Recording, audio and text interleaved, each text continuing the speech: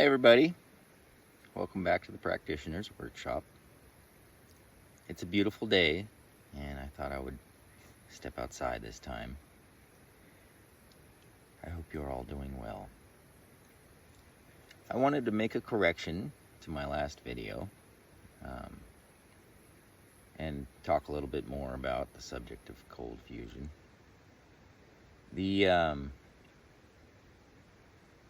The carbon, I was talking about the carbon, and I said that it's completely, totally volatile when you decompose it. And I needed to correct myself. You can actually separate it into three different things. You can get a fixed salt out of the inner core, the nucleus of the atom of carbon. And then you get a volatile, clear salt, the outer orbital shells. And then you also get the spirits of air and fire that come out first, the radiation, and in this case it's called dark matter by modern science. The disassociation of a thing into its parts without damage is the key to all of alchemy. And Fulcanelli would say that alchemy, it's the same process. I'm paraphrasing, of course, as far as execution of procedure. But what determines the outcome is the manner of dissolution. So depending on how you take it apart, you'll get different aspects of it will be removed. And if you think of it like a campfire, you take your matter, your wood, and you add to it fire. Well, the wood already contains inside itself fire, or the elements wouldn't be sticking together. And so what you've done is you've added more of an aspect which the element already contains, which offsets the balance of the parts inside of the atom. And the atom is only stable because of the balance among its parts. As soon as that balance is offset, the rest of the layers, they just disassociate from each other naturally without any major happenings. You see the smoke comes up and you see the fire radiating, and then the ash with the salts are left behind. The principles of alchemy are the same. In order to disassociate an atom, you have to use the things which the atom is made from.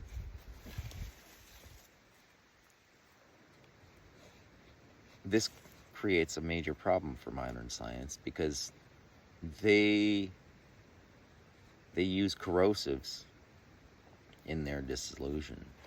So they destroy the layers as they come out. They're no longer organized. They were the way they were before they were removed, and they're no longer usable for that thing anymore. They've lost. Something has been lost in this dissolution done by corrosives. And so then they have this soup left behind that is, it's just a chaos. There's no way of knowing which part of the soup used to be the top layer, the middle layer, the bottom layer. They just see that, okay, now they analyze the soup and they say that the soup contains protons, electrons, ions,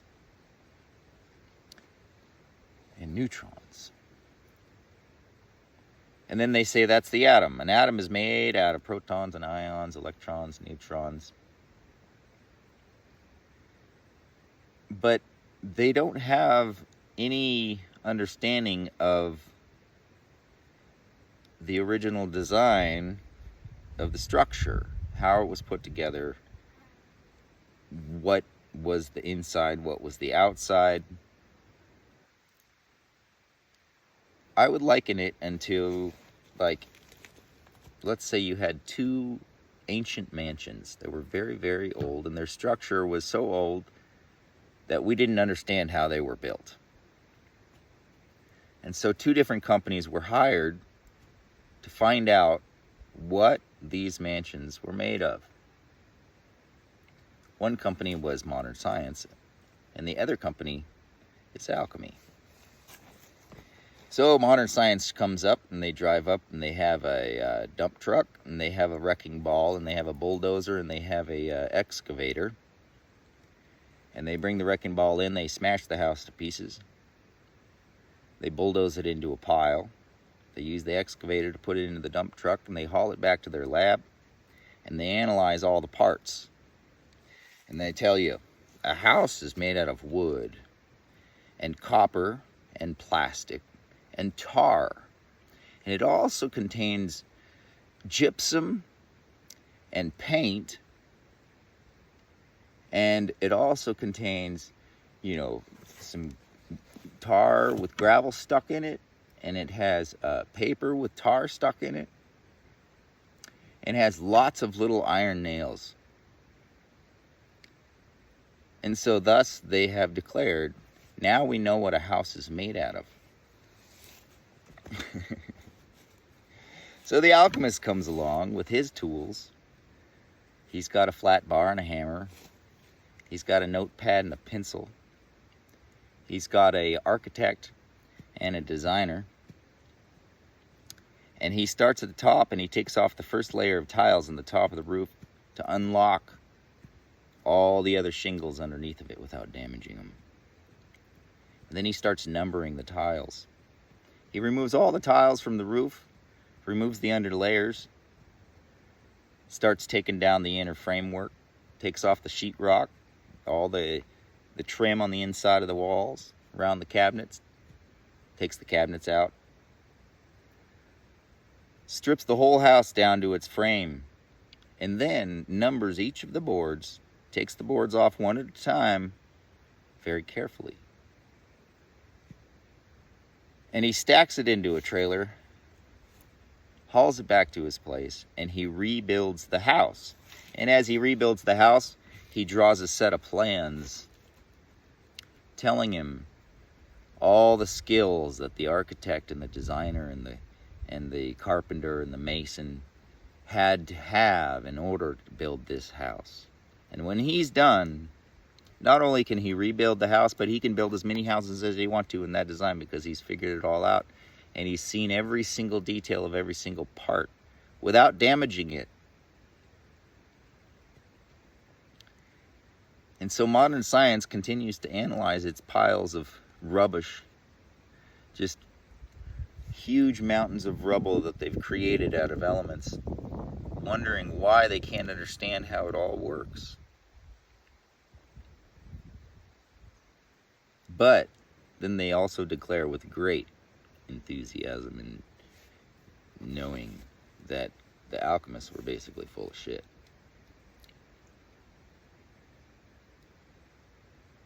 Modern science's completely disregard and denial of alchemy has caused them to become blind. Because the alchemists were the greatest scientific minds of our time. They were doing cold fusion 10,000 years ago. The pillars of Göbekli Tepe tell you this process. Every single tomb of every single pharaoh in Egypt tells you this process.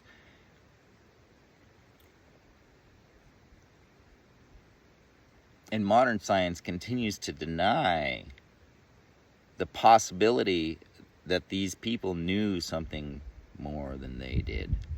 They've figured it out. They've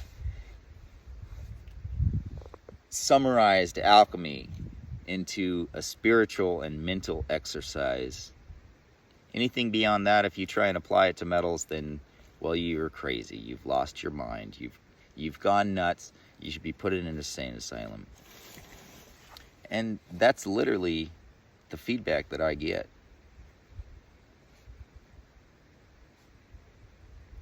But when you see what is written on the tombs of the walls of ancient Egypt, and you understand what they're saying. A whole new world is opened up, because these people not only knew what they were talking about, but they had thousands of years to practice it. Thousands of years. And by the time ancient Egypt was established, this art was deeply threaded through the entire culture. Everybody knew in ancient Egypt the difference between gold from the ground and handmade gold. They knew that all the statuary and all the tools and all the artifacts in the temples were made of handmade gold. The masks for the coffins, like Tutankhamun's mask, all the gemstones and all the gold were handmade. Because they understood how things worked.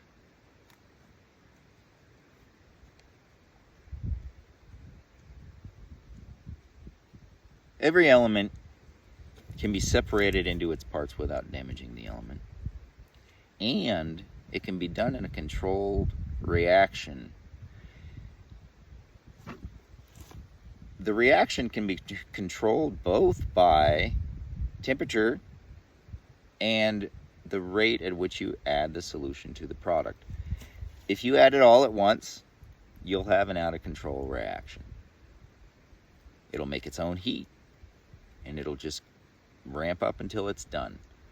If you add no heat and start dripping the product in there, and then once it's done its initial decomposition, add a little bit of heat, maybe 37 Celsius, the temperature of a hen sitting on her eggs, and then raise it up to the temperature of a candle, 64 Celsius. And the element will completely, totally, and utterly decompose in a safe, controlled reaction, which you can halt. You can stop the reaction at any time you want to. This bombarding that modern science does of the particles with their particle accelerators, it's doing the same thing again. It's like they're stripping multiple layers off at a time without any control or understanding of how these layers were put there in the first place. The fact that the particles are not kept moist during the operation means that they're being dried out by the atmosphere in the vessel. And then, so the decomposition is corrosive. Even though they're able to produce these things, they've also bombarded it with the most volatile aspects of nature. And the result of doing that is you create radioactivity.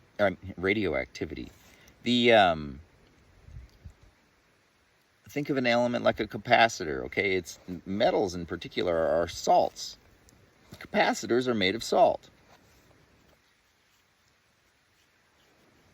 If you bombard an element with ions like they do in these particle accelerators, then it will collect radiation until as it's decomposing, some of it's staying behind, and so the final product is totally radioactive. Like the minuscule amounts of gold that they make using their multi-trillion-dollar processes are completely unusable. It's totally radioactive. What are you going to do with a minuscule quantity of radioactive gold? And you didn't even learn anything by doing it. You completely destroyed the layers. The modern science's understanding of antimatter and dark matter is very unclear because they don't know that they've stripped off multiple layers. Metals, if okay, think metals are salts, but they're not just salt. You have an inner core, a nucleus of the metal, which is a salt. And it's not just a salt, it's a compound salt. And then you have orbital shells on that, and those are protons and neutrons and ions and electrons in different orders according to the nature of the substance. And then on the outside of all those layers, you have another layer of salt. And so this salt is more volatile than the other, but it's also, it's like the shell of an egg, right? It contains it all. It gives it a form, basically. If you don't have salt, nothing can coagulate. And so the coagulation, you have to start with a bath of protons, then you add in the types of radiation that this particular element requires into the protons, one layer at a time. But at that point, it has no form. It's fluid. If the thing is going to have form, it has to have a salt to determine the structure of its crystals. Everything is identified by the crystal form, the crystalline structure of the substance. Salts give those forms to the solution, and they coagulate it until it becomes a hard, dry thing.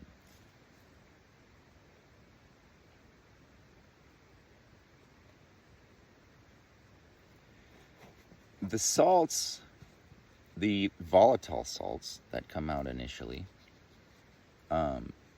modern science knows them as antimatter and dark matter, although their versions of antimatter and dark matter are both confused substances.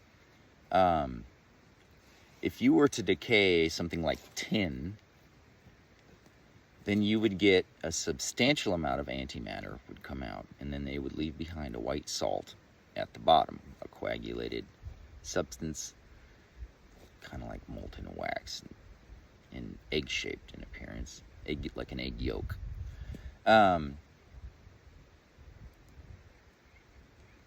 That salt from the tin is called antimatter, which is what gives tin its male qualities.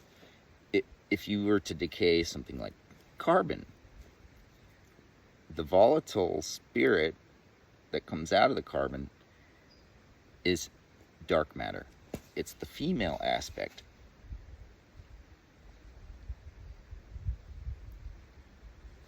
But then each of them will have a clear solution of protonated salt. The first salt that comes out will not condense. You put it through cold water distillation and it just goes right through. And that's the antimatter and dark matter when it does that. It's a reddish or red gas, and it won't condense, and so it has to be given a body.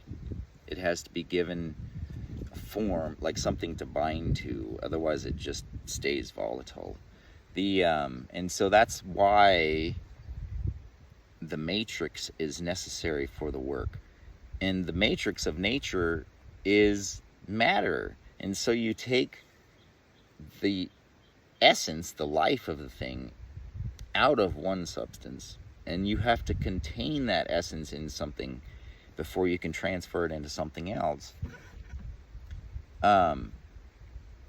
And so the matrix of nature was called the Grail, because it's like a cup that you add the substance into, and it holds it, it carries it for a while, and then delivers it into this new form that you want, or back into the form that it came out of if you want to rebuild the original substance. And so matter itself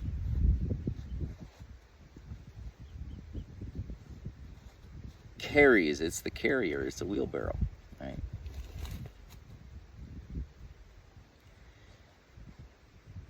So you end up with a bath of protons that are radiated, but it doesn't get any form until your specific salt is added to it. And so if you want a male substance such as tin, iron, gold, then you have to use antimatter as the seed of nature, the sperm of nature, to determine its form. If you want it to be female, silver, lead, then you have to use dark matter. Now, dark matter is wet antimatter. It's got an equal balance of water and fire in it, but it's still a volatile salt that can't be condensed, and it's literally what oxygen is made out of. They call it the element of air, and it's golden colored when it comes out, whereas the element of fire, the antimatter, is red, deep red.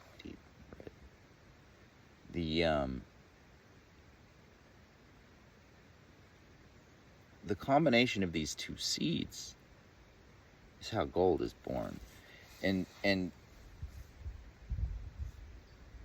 the golden color, the yellow, is one of the keys that they hide very well, and they call that the rebus, because it's the intermediary between things. Air, the element of air, is the binder. It can attach one thing to another. And so the element of air actually is what determines the lifespan of a thing. Because if the substance is able to oxidize, it will die sooner. But if the air inside the substance is stable, then it becomes a permanent thing which won't decay. Even if when the rest of the world melts away, it'll still be a particle. The rebus, or the air, the spirits of air, it's absolutely vital. If you don't have air, nothing is alive. If you don't have air, everything just goes away. It all falls apart.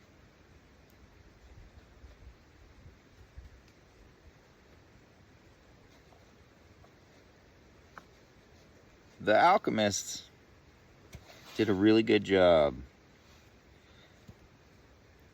transferring this knowledge from one thing to another, and of concealing it from those who shouldn't have it. Because if there's many people out there in the world today that would, if they had the ability to make any element, they wouldn't be making fun, happy things with it. And so, especially in a society the way we have it, where everybody wants to find better ways of destroying each other, even our own government, if they had this, they would use it for making better bombs or better ways of killing things. And so the Creator, the one who is, has prevented them from gaining understanding of these things. And so they remain blind. Every single element is fluid. Every single element can be separated into its parts without damage and put back together again into a form better than it was before. Be blessed, my friends. Have a wonderful day.